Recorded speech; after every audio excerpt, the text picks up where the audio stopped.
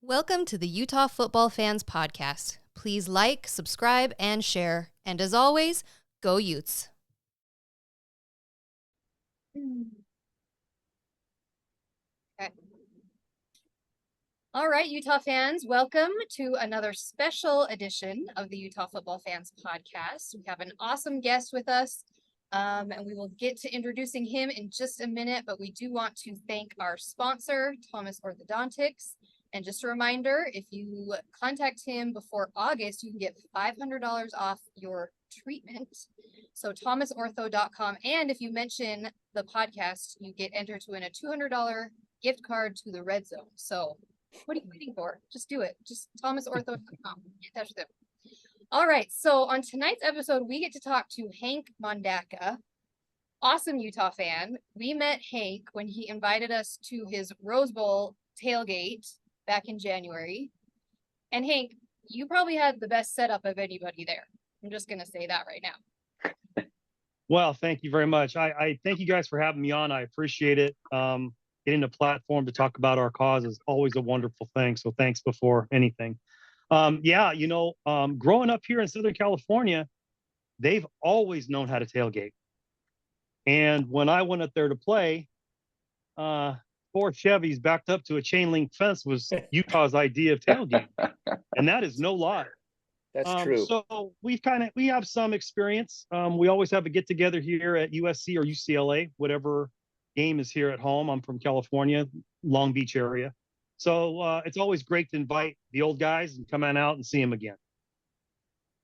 Fortunately, the game didn't go the way we wanted it to, but hey, the tailgate was awesome. So at least that there was that part of the day.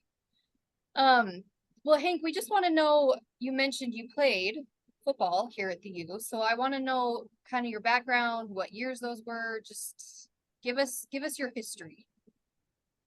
I was there Coach Stobart's first year, 1982. The first year that they redid the south end zone and put new turf down. That was my home. And played 3 years for Coach Stobart, 1 year with Coach Fossil. His first year was my senior year. So those were some pretty lean days as far as 6-5 record, 5-6, 6-5. Fossil's first year we were 8-3, so we were kind of excited about that year. We had a chance to go to a bowl game, but back then they picked bowls based on who you can bring, and it was all about the dollar. So we were looked over pretty regularly, but it was a great experience coming from California. A local kid here who grew up not knowing a whole lot about Utah or the program, but adapted. So I'll just pick up where I left off. I had a great experience there. I was a 4-year starter. My freshman year, I broke my leg in Hawaii punting, believe it or not. So that happened in the 5th game, so I couldn't redshirt. Shoot, now guys are getting 6-7 years, and I'm a little jealous. Well, these youngins over here, they don't remember the 80s and early 80s, but I do. I was to all those games. I remember the Stobart. I remember the Stobart years. It's like we were you were middle of the pack in the WAC. So you were 82 to 85? Yes. 82 to 85. So, man, I was just kind of trying to refresh my memory. I think, so the first year that you were there would have been Carl Monroe was the running back. Is that right? Yes, sir. And I think that was his senior year, which I think he led the WAC in rushing and ended up in the NFL. I met Carl. I have a great story about Carl Monroe. So my wife to be was living in an apartment complex on Foothill. And this was, I think, probably the 1980-ish, probably 1980. But in the same complex was Carl Monroe, Jeff Griffin, who ended up in the NFL, who's a defensive back, and some other guys I can't remember who they were, but they had a party going on. So we went over into their place, and you can imagine it was,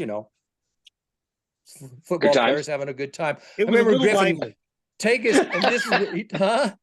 A little lively. It was lively. We go in, but Griffin takes us into, I don't know why but he says, I want to show you my bedroom. We go in there, he had this like red light. We've lost Hank, but I'm going to continue the story. Hold on 1 second. I don't know what's going on here. Your Okay. story disgusted him so much that he Yeah, left. Yeah, Okay, let's go. my story. And there's this red light. That's all he had in the middle of his bedroom. And I said, okay, I'm getting out of here. And I told my wife, said, okay, obviously you're never going to be coming back to these guys' apartment again. But he was cool. But I remember Carl, but do you remember him? Did you know him at all? Absolutely. So Absolutely. Monroe, and then you had some great running backs while you were there. I think there was Eddie Johnson. Yes. Let's see, there's he was Eddie very Lewis. dynamic. Right. Um, We had Mark Stevens as quarterback. he ended up in the NFL. We had Larry Egger was Fossil's first year, the throwing Okay. left-hander. That's right. And there's I remember we had some good tight ends, and I think a couple ended up in the NFL as well. Andy Parker. That's right. Okay. And then we had an H-back, Craig McEwen, That's right. with the Redskins. I'll That's mention right. a couple of names a little bit later, Gary. I'm sure you'll recognize them. And Errol Tucker, That's one of them. I can still remember, he was fantastic. He I mean- was the early Covey. Exactly. Every time he went back, everybody stood up because something dynamic was going to happen. It was fun. It was fun to watch. I mean, man, it goes back a ways, but that was fun. But I remember sitting there in the stadium. I think we still had a bunch of benches then. I was sitting in the east side. Okay, was that the AstroTurf days when you played? Yes, that was the first year they had switched to the new AstroTurf. That That had to be stuff. fun. Do you guys know it, James, Bryn? Oh yeah, I remember that going stuff over was terrible. to the practice facility when I was little, and because it was outdoors and there was you could run around, and it was like running. I mean, it was short. You'd fall, it would destroy you. It was like, it was concrete with a little bit of bristles on top. It was horrible. I don't know how they played football on it. It's nothing like what they have today. No, the thing about that turf is if you fell, you were scratched. Yeah, It just depends on how big and how bad, how deep. But that injury stuck with you the whole year because you'd fall out and again. It's a Oh. scrape Yeah, it your was skin horrible. off. Yeah, it was horrible.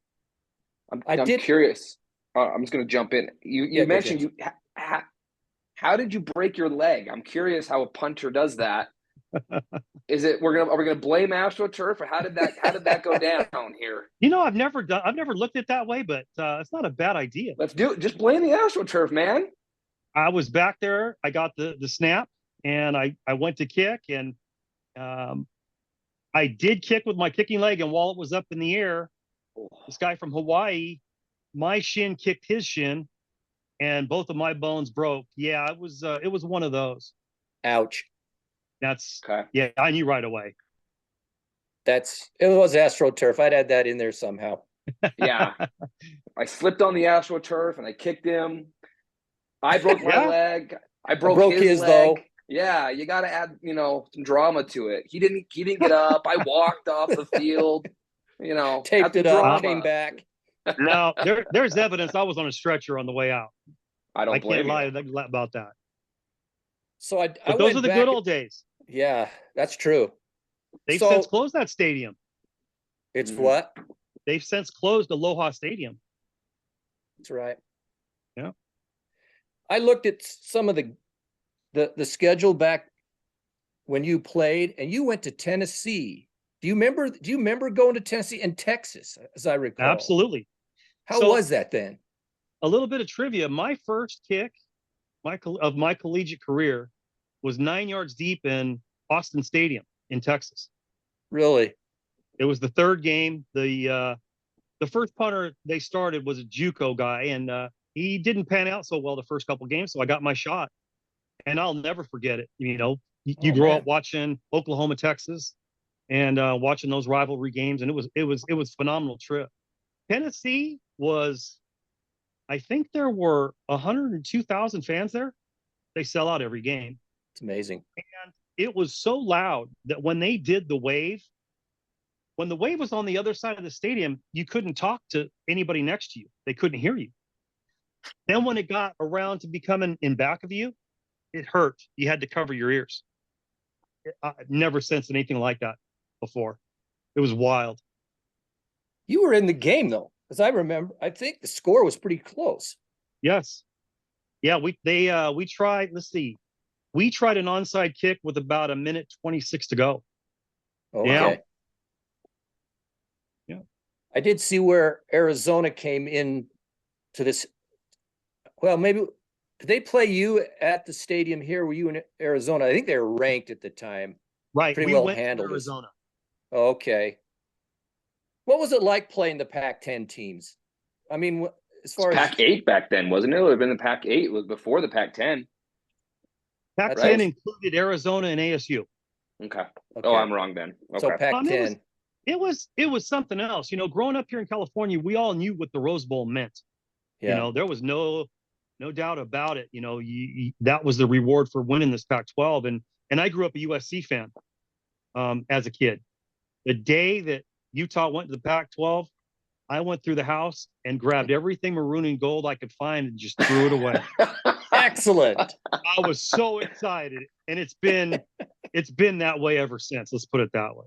Excellent. But back then, you know, you got a chance to go play a Pac-10 school, and just going to play Texas, just like going to play Tennessee, you know, the upper echelon, and you know, here we come from the WAC. We just tried to hold our own and put up a good fight. Yeah. I saw where you beat Washington State. Bren's at it again, isn't she? Bren, what are you doing? Bryn. Blame it all. Is Bryn even here?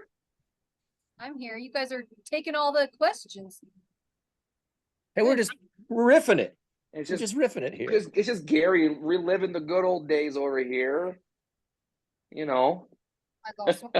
It was the good old days, but we lost a lot of games too. Yeah. Yeah. All right, I'm back. All right. I'm curious, Hank. Obviously you mentioned what it was like to play the Pac-10 back in your days, right? And then what the reward was for the Rose Bowl. What's it like for you to see your alma mater now go, back to back Rose Bowls? I mean, your days of 6-6 kind of football and the WAC to the Mountain West. I mean, that's got to be pretty dang cool for you.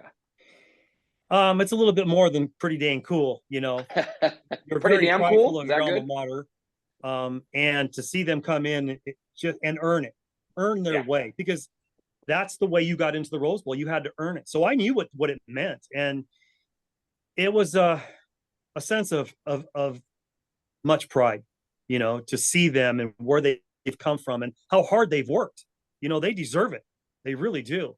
All the guys, we had a good turnout the first year. We didn't see you there at that first one, but we had another great turnout, and we had a blast. You know, it brings that brotherhood together. You know, when you play, you form lifelong friendships with your teammates, and those guys will always be my brothers. And it's always good to see them. And an event like that just brought them out of the woodwork, really. Yeah, it's cool. I mean, from my generation growing up, you walk around the Rose Bowl stadium, both Rose Bowls, and you're seeing former players that you recognize from the last, 30, 40 years, all the way through players that played at the Sugar Bowl, era, that they were at the Rose Bowl games. I mean, I think it means a lot because everybody through those generations kind of have a little bit to do with where Utah football is right now, which is, I think, pretty neat. Yeah, it is. When you come back to Salt Lake for games, do you get to go see all of the facilities that now the football team has? And how does that make you feel compared to the locker rooms that you versus what they have? The first tour I took, Sean Farrell, who works in the administration up there at the U, took me on a tour, and he asked me the same question. So, what are you feeling? I said, This is really, really weird because all of my memories are of a certain place, certain walls. And that was home for all my thoughts. Whenever I thought of Utah football, it was at the stadium in that old South End Zone building with the new lockers. And when I look around now, I thought, you know what? This is not home anymore. it's a 5-star hotel. But they deserve it. They've earned every bit of it. And you know, wherever the Pac-10, 12 ends up, man, I'm very proud of where they came from, and I will continue to be very proud. Where did you guys practice? I'm trying to remember. What? We practiced on the field next to the Hyper Building and the Huntsman Center. Okay, yeah, okay, that's what I remember. Right next to Van Cott Hall, if you really want to go back. There was an elevated grass field, and that's where we practiced on grass. And then when we had a turf game, we would take buses. We had an old red school bus that the GAs used to drive, and they drive us from that locker room in the Hyper to the stadium and back. Yeah. Every day. A lot has changed. I remember those. Of course, I've been going to Utah games my whole life. So I was as a little kid, and the whole transformation of the stadium from when it had the dirt track in there, and there was nothing on the south side. Yeah. But I do remember the locker rooms were on the south side on both sides of the stadium, and they were like, what they reminded me of was like it's just cinder block rooms or something in the old days. You're exactly right. I wish I had an old picture. Yeah. Of those, because that would be very, very valuable. It reminded me of of an old prison locker room. Yeah. I mean, can see that. That's the best way I could describe it when I saw it. Yeah, it's cool. We appreciate you and the good old days. The good old days. It's just setting the stage, though, and the whole development, because so there's Stobart, and then we got the Fossil. So we had a pretty good season your first year, but I think it tanked out on the next year, if I recall. I think we won. There we go. One game or something on Fossil's second year, but you were gone at that point. Then wasn't after Fossil, that's when we got Coach Mack. I think that's right. Yes. Then it just kind of, the progression kept going, and with Coach Mack, and then Urban for the short period, and then Witt. And it's an amazing story of Utah football, and you're a big part of it, and your generation guys that played there. I mean, there was a lot of talent. When you go back and look at the players, it just wasn't as throughout the team. You average, what, 40 yards a punt, or something like that? It seems like almost 40 yards a punt. Yeah, something like that. You know, Gary, my claim to fame my senior year was, before this record was kept, I had the most punts inside the 20 at 36.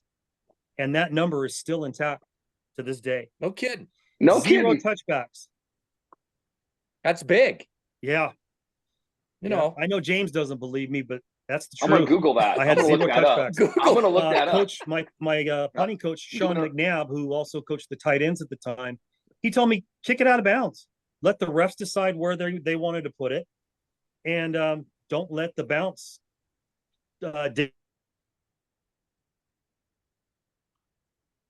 Google it, James. I'm looking it up right now. Oh, are you really? We're going to verify that. I mean, I kind of believe him, but we don't just take everyone's word on this podcast. We're all about facts and data points here. Yeah, well, the good old days. It was good. Well, let's talk about all the great work you have done, and what you're going to do. Yeah. 5 years ago, I became a part, if you don't mind, Bren. Go ahead. I became a part of a nonprofit called Football for Life. Football for Life wanted to help the poorest high school in the nation, and it just happened to be on a reservation in South Dakota called Pine Ridge Reservation. And we went there. We've been there for 4 years now. This will be our 5th year. And it was very eye-opening. Our intent was to get 10 coaches together and go help their coaches with whatever they needed help with, and they needed a lot. And their players, all 23 strong, needed some support as well. So we were able to go in there and make a little bit of a difference.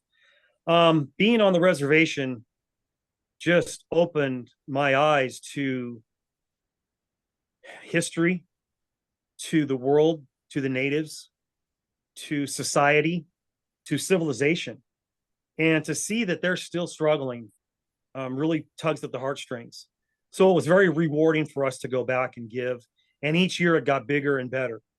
The stories that come out of there, people ask me all the time, what's it like? I said, well, they have nothing. And when I mean nothing, I don't mean material wise, clothing or cars or things that we take for granted, but they don't have things like hope. They don't have things like faith. They don't have things like pride. We started throwing around the word pride the first day and nobody knew what it meant. They have been living in poverty for so long that it's just become part of their culture. And to have 13, 14, 15 people living in a trailer home is common. And to be able to give back, like I said, it's tremendous. The town of Pine Ridge really has no infrastructure, which means there's no sidewalks, there's no trash cans, there's no service. There's native police who patrol the area, and they do have their a hospital. They do have a casino, but it was pretty bad, and it still is to this day. So we're trying to get the kids there to get an education, continue their education to college, short junior college or whatever, because if they're going to make it, they got to get off that res. And unemployment rates at 87%. The biggest thing that really hits home is suicide rate is 23% among teenagers. And we're not talking 18, 17, 16. We're talking 13, 14, 15. And they see it. I don't know if you can kind of visualize the world I've described, but they see that suicide as an easy way out, which I can't comprehend. And a lot of people can't either. But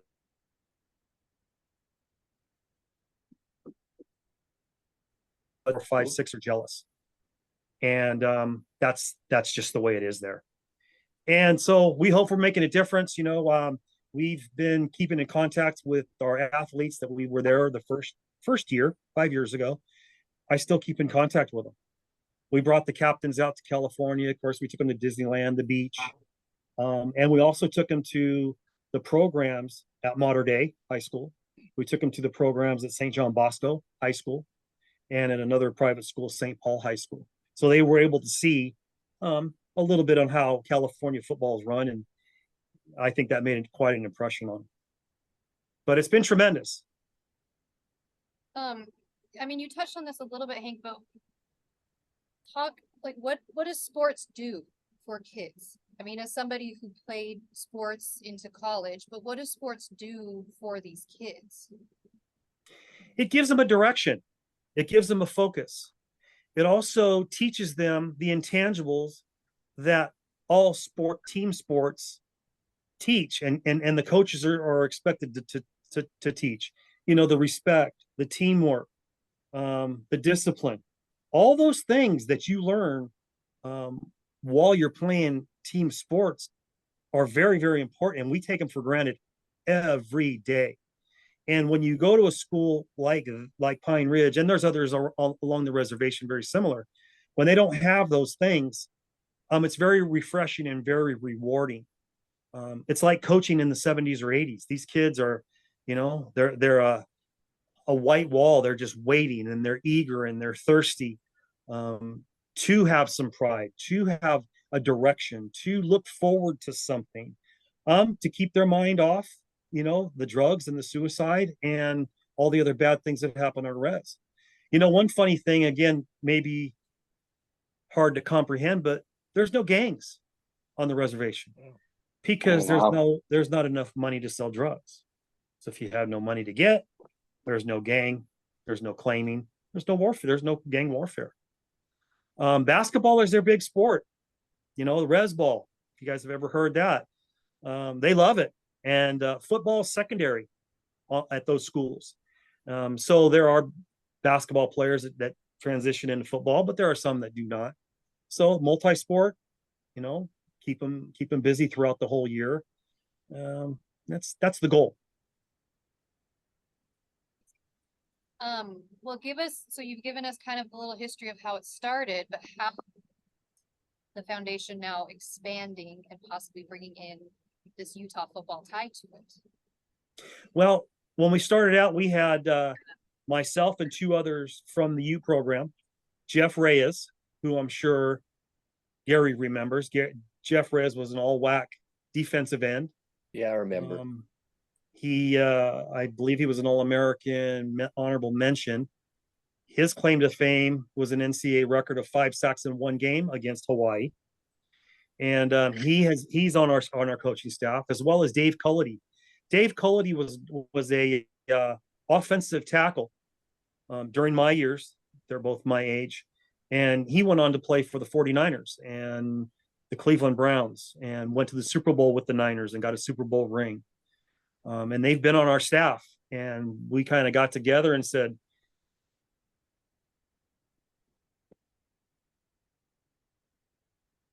and it was a thought about a year and a half, 2 years ago, and it's happening this June, June 28th and 29th. We're going to take a group of coaches up to the Uinta Ore Reservation, Ute Nation, and we're going to be at Union High School. The athletic director, Jesse Fieldstead, I'm sorry, and the new head coach, Dustin Long, have invited us to come and use their facilities.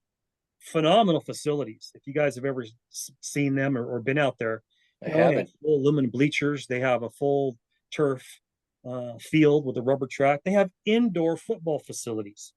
So we're going to bring our staff to the campus and have a 2-day football camp to teach technique, to teach whatever it is else they need help with. But to give a little little insight on what it's like to continue your career, if that's a choice you are looking to make, given by some former pro experienced athletes. Let me talk a little bit about the new coach that we have coming on. If you need to hear it again, Earl Tucker. He reached out and wanted to be a part of this thing and heard about the good things we were doing.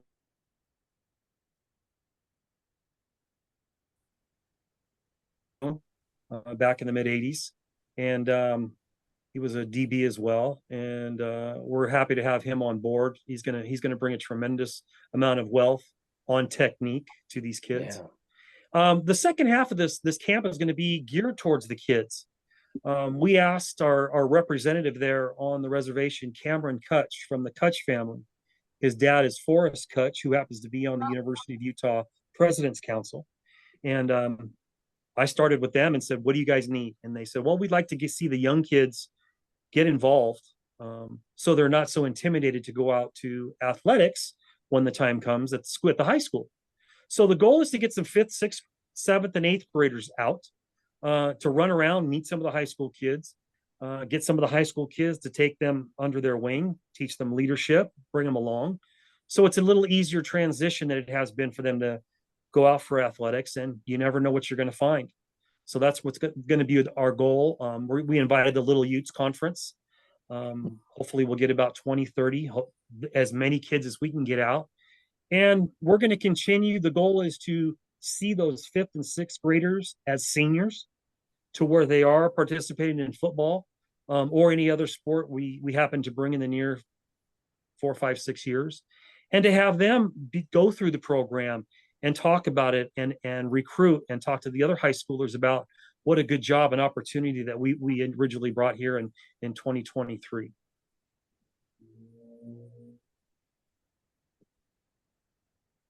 It's an amazing thing that you're doing. I just feel like, obviously, with our tie as being Utes and to the Ute tribe and to the Ute Nation, I just think it's so fantastic what you're doing. And I want you to put a pitch out there for all of our Utah fans. If they want to help and get involved in this cause, what can they do? Right. So our group is a charitable organization. All of our volunteers volunteer their time, all of them. And so we do take donations. We call them partners, team partners. And our website is athletes, the number 4.life. Athletes, the number 4.life is our website address. We don't do the .com. And they can give there or inquire as to participating. We're going to be handing out some flyers there on the reservation to get some participation at the camp. I just found out that the head coach at Union recruited 60 to 70 of his players to join us. We're used to 30 or 40 kids, and this is going to be awesome, tremendous. Last year, we were able to secure 50 tickets for the community to come out and see the Ute Proud game against San Diego State. And so they got a bus and came on out to see the game.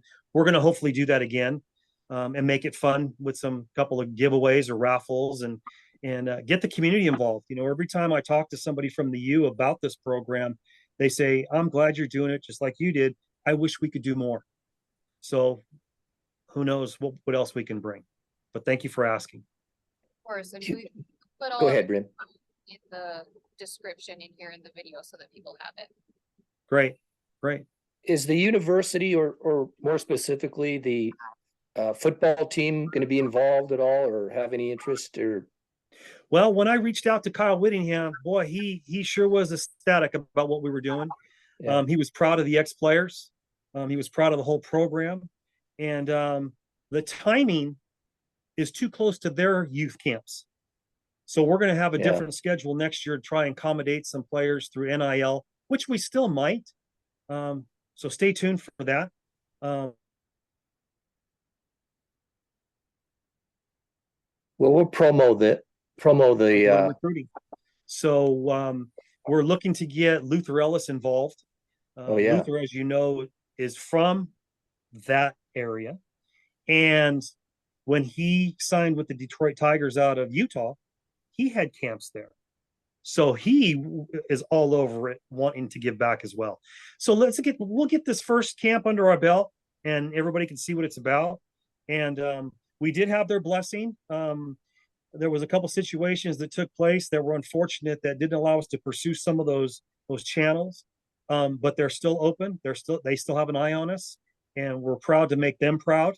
And like I said, let's get this first one under our belt and see what happens. Well, I can't wait to hear about how it goes, and I feel like you're just going to keep growing. This is so amazing, and I hope anything that we can do to help, anything Utah fans can do to help, we're definitely going to push it out there. So, well, I think you just did. You know, having this platform to talk about it is all we can ask for. We do have someone on our committee from KSL, Michelle Bodkin, who has graciously given her time to come on out and join us. Oh, good. We're going to have the camera crew come out. So during those 2 days, be looking on KSL Channel 2 for an update. I wanted to also throw out part of our camp that I almost missed was mental health skills. Oh, good. Which are very important in today's athletics. We've recruited Lisa Mitzel. Gary, you might remember the name, the All-American gymnast from Utah. Okay. She is a mental health guru. She has a new company called Zen Tiger Mind. And she's going to come out and talk to the coaches and athletes at Union for about a half hour, 40 minutes. And then she's going to talk to the community, parents, and whoever else wants to listen for another 30, 40 minutes. We're very proud to have her on board. And a lot of people that I've talked to about this program are ecstatic about this type of offering that we're going to have available to everybody. Do you have other social media other than the website? Is there a Facebook? We do. We have Facebook, Instagram, Twitter. Perfect. We're on the Twitter. And I'll send the addresses to Bryn and have her post them. We'll put them up. That's great, guys. We appreciate you doing this for us. I don't know how much time we're going to have, but I'm going to be there all week. So I don't know if we can get together before or after, just to say thank you. You know, we're looking to get a little swag, so we might have a keychain or maybe some shoe threads to hang out. and that. That'd be great. Anyway, you know what? Thank you guys. It was great meeting you at the Rose Bowl. Something told me that wasn't going to be the end of it. I don't know what it was, but meeting with Bren few weeks ago solidified that, and I've offered my time and help. She sent me along some content that I'd love to help you guys with, and it could be a big win-win situation. So thanks again. Appreciate it. We appreciate it, and thanks for all the good that you're doing. It's fantastic. Thank you very much. All right. Thanks, Hank. Thank you.